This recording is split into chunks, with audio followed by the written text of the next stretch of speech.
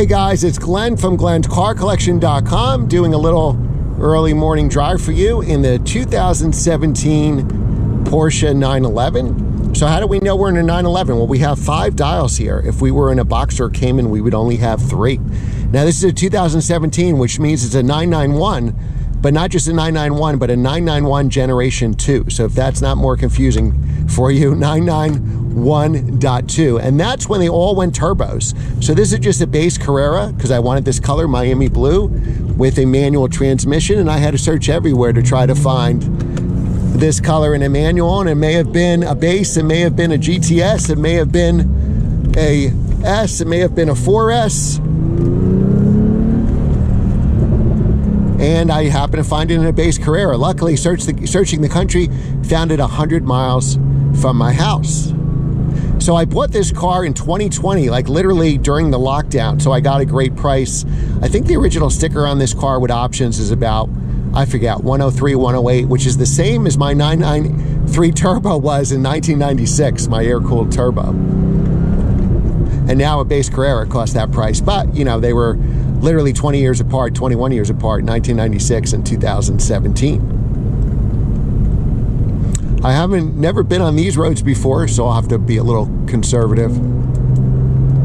But I love this car because it's a base Carrera, not a 4 or 4S. It's actually rear wheel drive, which I think just makes the car more lively. That all-wheel drive living in the Northeast where I do is probably the better choice for an all-around car. Put winter tires on it, put summers for the summer. And I think, because there's always something going on. It's always either icy or dusty, dusty. It's either icy or wet. So conditions are always slick, especially if you drive in the morning before the sun has a chance to warm things up, or in a shaded area like this where it really never dries out. But in perfect conditions, the rear drive is a lot more fun. So this is not a daily for me.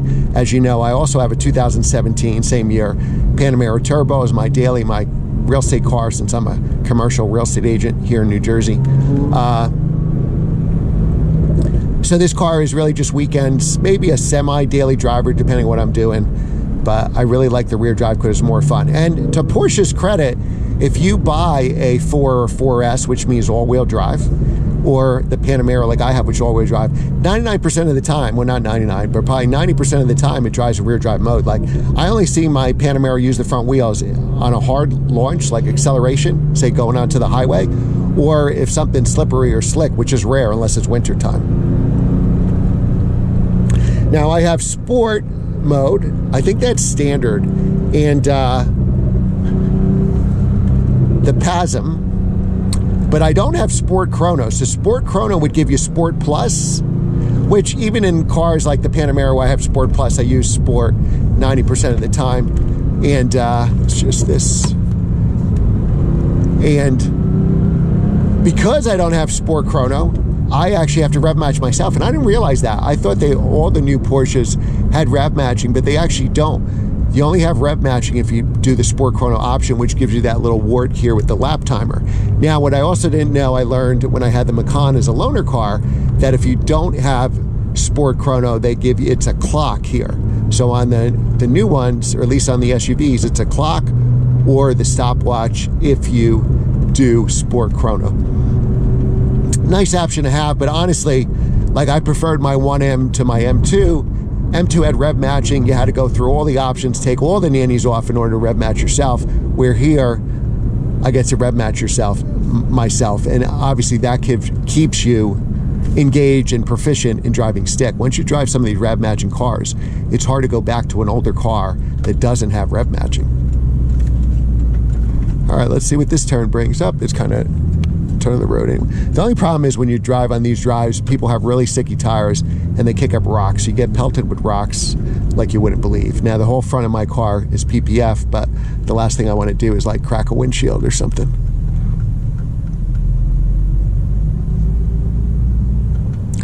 We're on our way to a Cars and Coffee, so this is like a drive before the Cars and Coffee. Always drive with people you know. I very rarely drive with people I don't know, because you don't know if somebody's crazy and can ruin it for the whole. You don't want somebody causing an accident or a close call for, say, a cyclist or something, because you don't know these people. Always drive with people who you're comfortable with, who obviously take it seriously. We all want to have fun. but we also want to respect the road so we can come out and do it again. So unfortunately, we got a utility truck that's going really slow in front of us. So, update, I just put on new tires. It was $1,000 installed for new tires.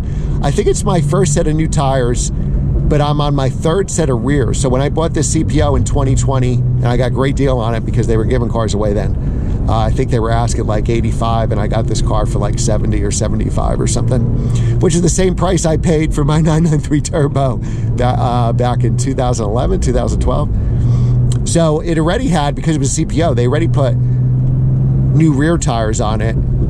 I did a second set of rear tires, so now it's on its third set, right? Because they gave me one, I did one.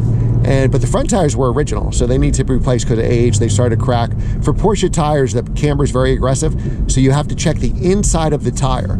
Now, the outside may look perfect, but because of the camber, it's the inside that goes first. So the insides were going, so I replaced them with the Pirelli tires. My goal was to wear out the rears, so the front, when the fronts would be due, the rears would be due as well, and then get a set of Michelin 4S's, because I think that's the best tire. I have that on my S2000. But didn't happen, so I had to go with Pirellis again in the front, which means I'll go for Pirellis in the rear. I like the Pirellis, but they take a little while to get heat in them, and I don't think they're as good, radar, I don't think they're as good as the 4S's in handling water. And again, if it's raining heavy, I'm probably not driving this car anyway. What I don't like about the Pirellis is I think they're a little more temperature sensitive than the Michelin 4S's. And I think they are not as good if it rains, because you can have a beautiful day, get hit with really heavy downpour and a thunderstorm, and I think the 4S does that a lot better. And I think, you know, when you pull this car out of the first world problems, when you push this car out in the morning, you know, you turn it, you get the boop, boop, boop, boop, boop in the steering because the tires aren't warmed up yet. But still not a bad tire. I mean, road noise is pretty good. One thing you might not know about 911s is there's not that much sound deadening. So when you drive on the highway, there's a lot of road noise. So if you have a job like where people are calling you constantly, it's probably not the best car to take a phone call.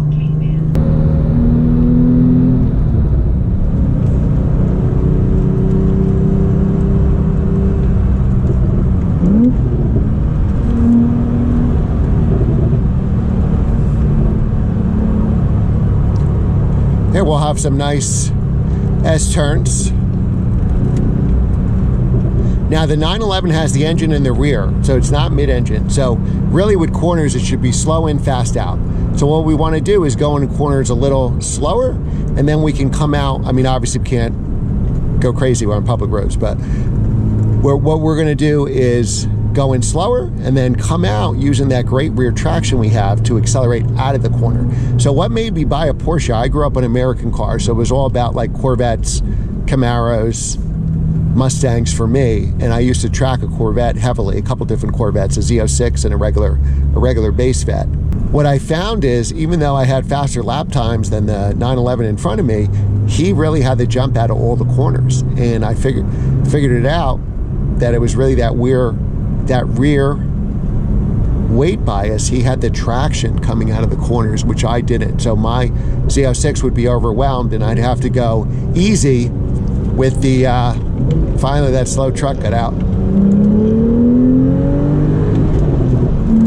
I'd have to go easy getting the traction out of the corners where he could kind of just hammer it, and he had the rear wheel bias where he had all the traction coming out of the corner.